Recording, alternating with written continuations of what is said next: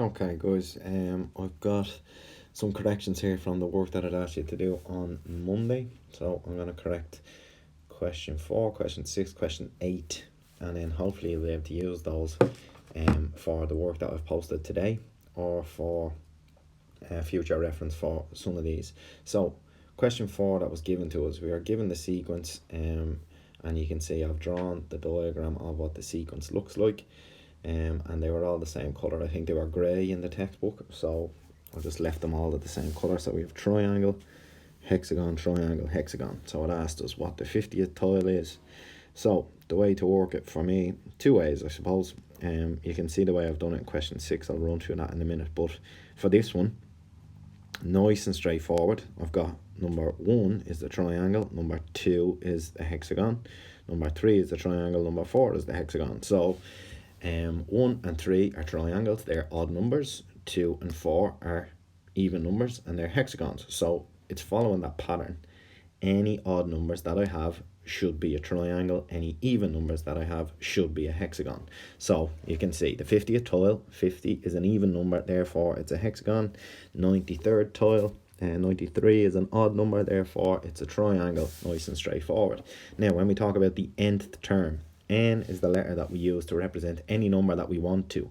So you talk about, you hear that in conversations, people saying the nth degree, or if they've got a thread of tweets on Twitter or something, they say 1 of n because they don't know how many tweets that they're going to put in their thread. So it might be 5, and then that will be the last one. So they use the letter n to represent any number that we want to, essentially. So you can see it says here, any number that's even will be a hexagon. It says, the question asked, what would the nth shape be if we know that n is an even number? So all even numbers are going to be hexagons in this case, and all odd numbers are going to be triangles in this case. So n, regardless of whether it's odd or even, I can figure out what it is. If n is an even number, it'll be a hexagon. If n is an odd number, it'll be a triangle. So that's question 4, done and dusted. Question 6 then, I've got the same, I've drawn the diagram of the sequence again, and I've just put letters in to represent their colours. So I've got L for lilac, triangle, P for the purple, hexagon, G for green, triangle, and Y for the yellow, hexagon. And there's a four shape sequence, I suppose, if you want to call it that, and that's repeating. Okay, so that's the same thing repeated and repeated. So it's asked for a few problems here. So part 1 asked for what the 15th tile would be. As I've written there, the sequence is in groups of 4. So you can see after every 4 is a repetition of the term.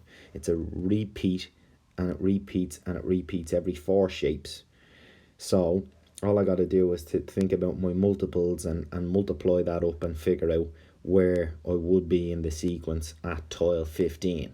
So if it's in groups of 4s, as I said, I've said the 16th tile there would be yellow, a yellow hexagon, because it's the 4th in the original term. So that would be number 4, number 8, number 12, and number 16.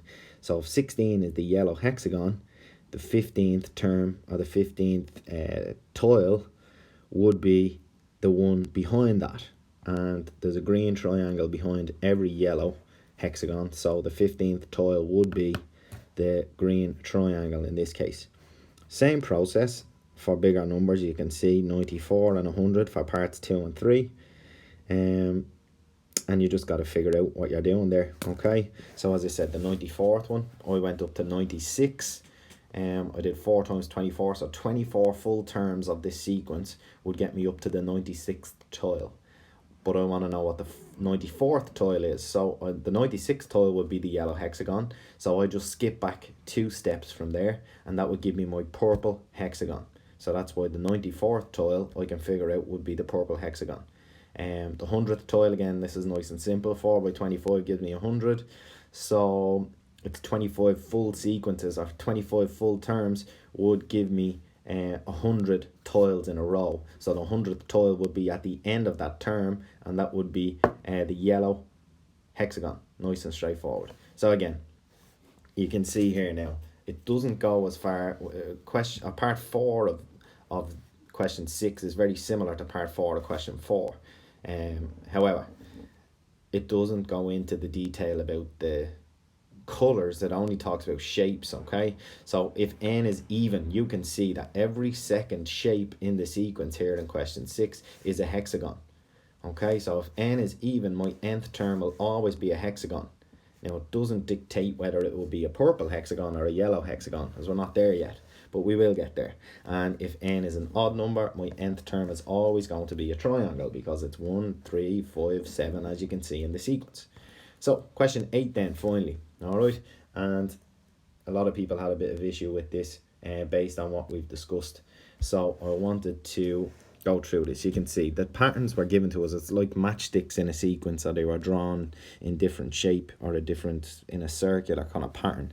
Pattern 1 had 2 sticks, pattern 2 had 3 sticks, and so on. So you were shown the first 4 patterns. You were asked to complete the box, or complete the table, where we filled in what the 5th and the 6th term were.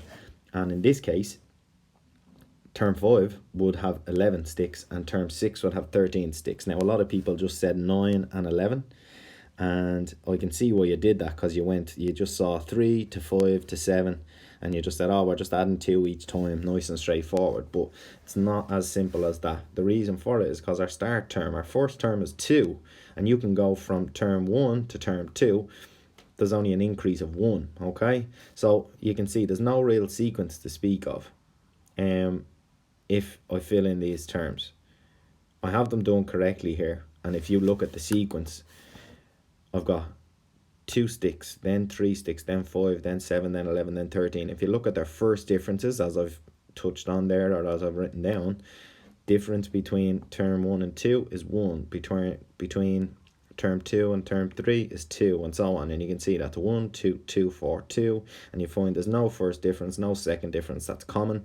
But the thing that we need to just recognize here in this case, look, you've got 2, 3, 5, and 7. They're prime numbers. Okay, and that's the thing that I was hoping for you to recognize. Now you all didn't do that, but that's the kind of thing that you got to keep your eye on as well. It's not just going to be a simple case of addition or subtraction. There might be something that you'll have to recognize. Now this is unusual. It doesn't come up that often in terms of giving you a sequence like that, but something to keep in mind. So as I said, 2, 3, 5, and 7, and then our next 2 prime numbers after that are 11 and 13, hence why they are in the box there. Okay, so that's all there is to it. So that was question 4, question 6, question 8. You guys should be continuing on today with a couple more of those, and then we're going to start looking at a general term maybe tomorrow. Thank you very much.